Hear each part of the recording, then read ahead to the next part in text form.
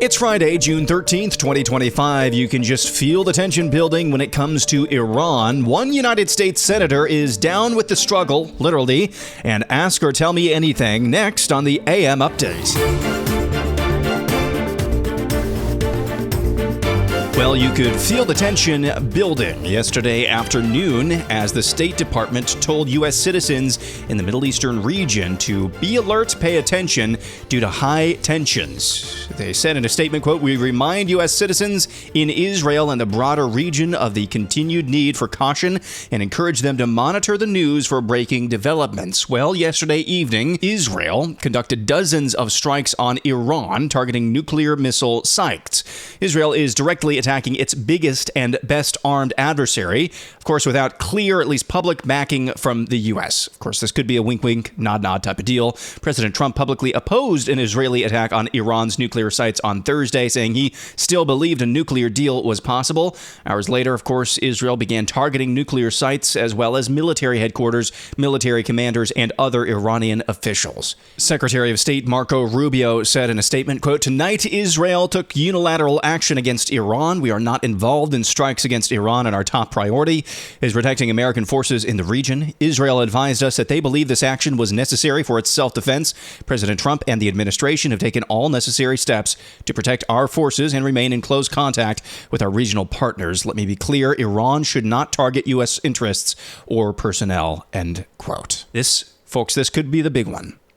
When you've got Israel going directly after Iran, who for decades has, as I just stated, been their biggest and most formidable adversary, this could be the big one. I don't know what big means, but I know this is going to be a showdown. It's going to make it, if this is going the direction I think it's going, this is going to make the Israel-Hamas conflict look like tiddlywinks. Obviously, this is going to dominate the news, I think, over the weekend. Story 2 on our Friday 5-pack. On the issue of immigration, President Trump released dueling messages on Truth Social. In the morning, he posted, quote, "Our great farmers and people in the hotel and leisure business have been stating that our very aggressive policy on immigration is taking very good long-time workers away from them, with those jobs being almost impossible to replace. In many cases, the criminals allowed into our country by the very stupid Biden open borders policy are applying for these jobs. This is not good. We must protect our farmers, but get the criminals out of the USA. Changes, I should say,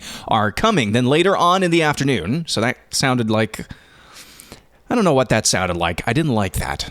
Later on in the afternoon, though, President Trump issued this message on Truth Social, quote, "Biden let 21 million unvetted illegal aliens flood into the country with some of the most dangerous and dysfunctional nations on earth, many of them rapists, murderers, and terrorists.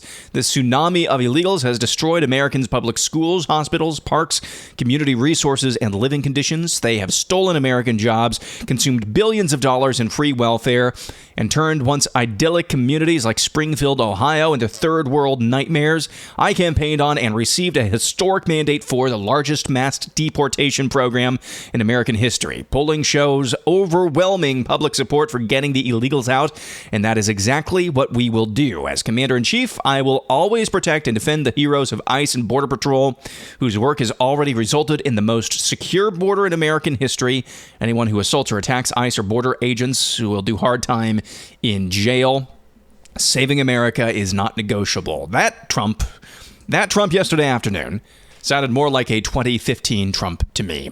On this Friday 5-pack of stories, story number 3, Senator Alex Padilla of California is literally down with the struggle. I'm Senator Alex Padilla. I have questions for the Secretary. So apparently Senator Padilla entered the federal building in Los Angeles, where Department of Homeland Security Secretary Kristi Noem was holding a news conference.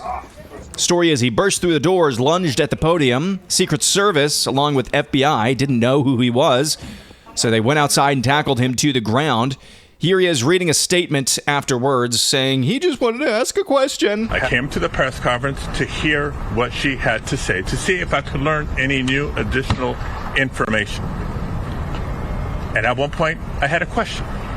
And let me emphasize, just as we've emphasized the right for people to peacefully protest and to stand up for their First Amendment rights. Yeah, if you saw the video of Senator Padilla, he wasn't just asking a question. He was trying to get aggressive and try to rough up some of the agents who were trying to contain him. Here's DHS Secretary Kristi Noem clearing up the record on what actually went down. You know, what I would say is we were conducting a press conference to update everyone on the enforcement actions that are ongoing to bring peace to the city of Los Angeles.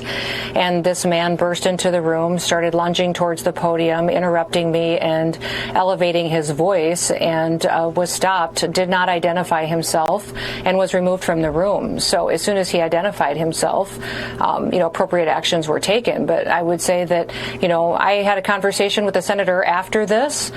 We sat down for 10 to 15 minutes and talked about the fact that nobody knew who he was. He didn't say who he was, that until he was already had been lunging forward and people were trying to detain him for quite a period of time, and that this, we're leaders, we're public servants. And if he had requested a meeting, I would have loved to have sat down and had a conversation with him. Well, that was nice of DHS Secretary Kristi Noem actually meeting with Senator Alex Padilla of California afterwards. I will say this, and I say this in a little bit of a pejorative. I don't really have a problem with the job Kristi Noem has done overall so far. But when you allow DHS Barbie to get the moral high ground on optics, you're really bad at this, Senator Padilla. That is crazy. Next up, story number 4. The Republican-led House voted 214 to 212 yesterday to pass a proposal from President Trump to cancel $9.4 billion in previously approved federal funding. These are some of the DOGE, the so-called DOGE cuts.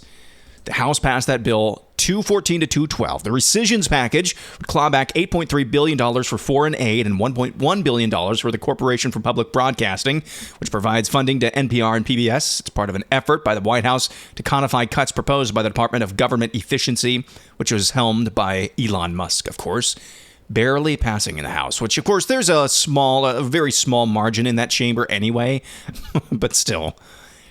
Just 214 to 212, just to get rid of like a half a drop in the bucket of federal waste. Let's end with this. Here's Pete Hegseth testifying in front of a House panel the other day. Representative Sarah Jacobs, a Democrat, tried to get one up on Pete Hegseth on the issue of the culture war and trannies. Listen to this. Because if it were, you would be keeping these women in. Instead, you are the one injecting culture wars into the military, and it's at the detriment of our military readiness and national security. Now, General Kane, I'd like to turn to you. So to be clear, these are men who think they're women. These are women. I'm happy to educate you on but these are men, on trans issues at another what we've time. identified is that there's mental health issues with that belief system. I'd like to turn to General are detrimental now. To readiness, and that's the determination that we've made and that we stand behind. Gender dysphoria. And so you don't. Well done, Secretary of Defense Pete Hegseth. Wonderful. Just laying it out. Nope. This belief system, if you think you can be a woman, if you're a man who thinks you are a woman, you are not ready. You're not fit to serve. You are weak mentally. You cannot be weak mentally if you want to serve in the United States military. When we come back, it'll be your turn to ask or tell me anything. That's coming up next.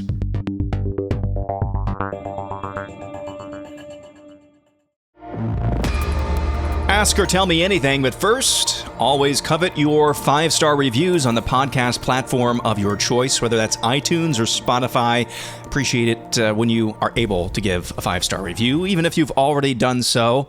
I've gotten over 1,000 between the various platforms that I'm on, over 1,000 reviews and a 4.9 average.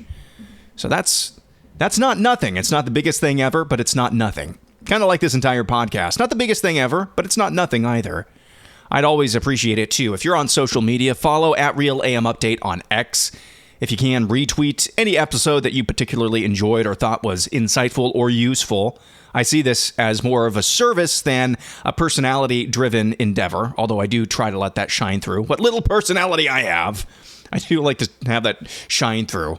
That's probably the best way to try to grow this, because even though I do have a reasonably sized audience, it grows very, very slowly. And I I don't know. I don't know why that is. It seems like in this environment, there's just an oversaturation. So I kind of get that. That's the environment in which I work in the day job. It's difficult to grow media brands just by elbow grease. But nonetheless, it doesn't hurt when you share and tell people in person about the AM update. Of course, after you've given your 5-star review. I appreciate all of you who listen.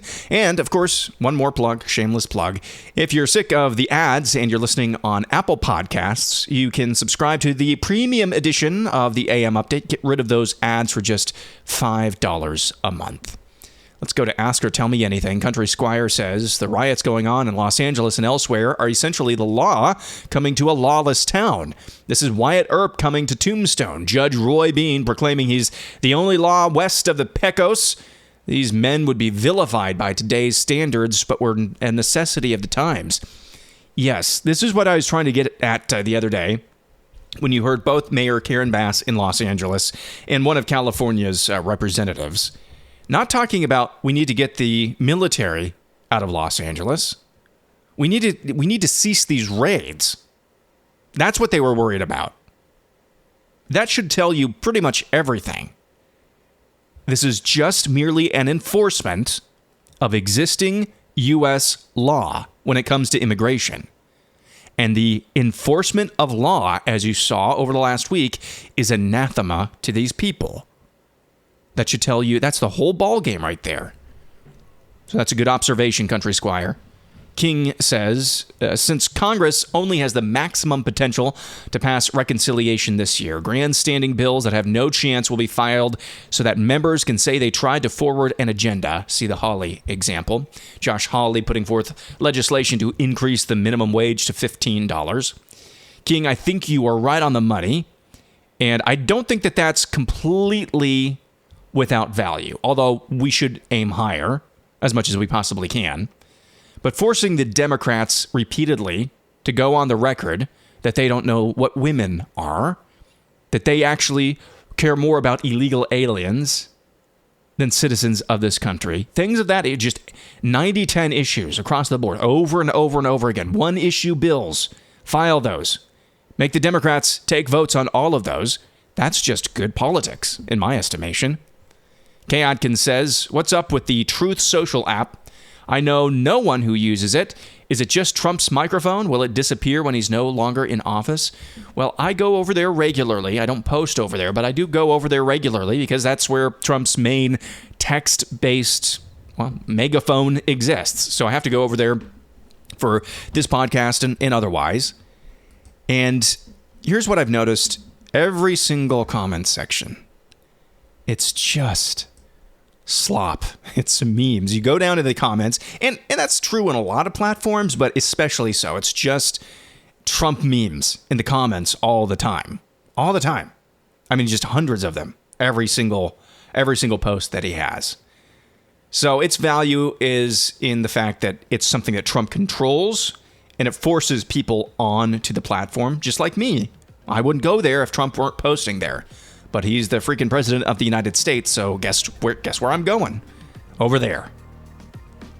That's going to do it for a Friday, and Ask or Tell Me Anything. Appreciate all of you again for listening. Have a wonderful weekend. Bella and I will be back again tomorrow for No Sucks Saturday. If you don't miss that, or if you don't catch that, I should say, see you again on Monday.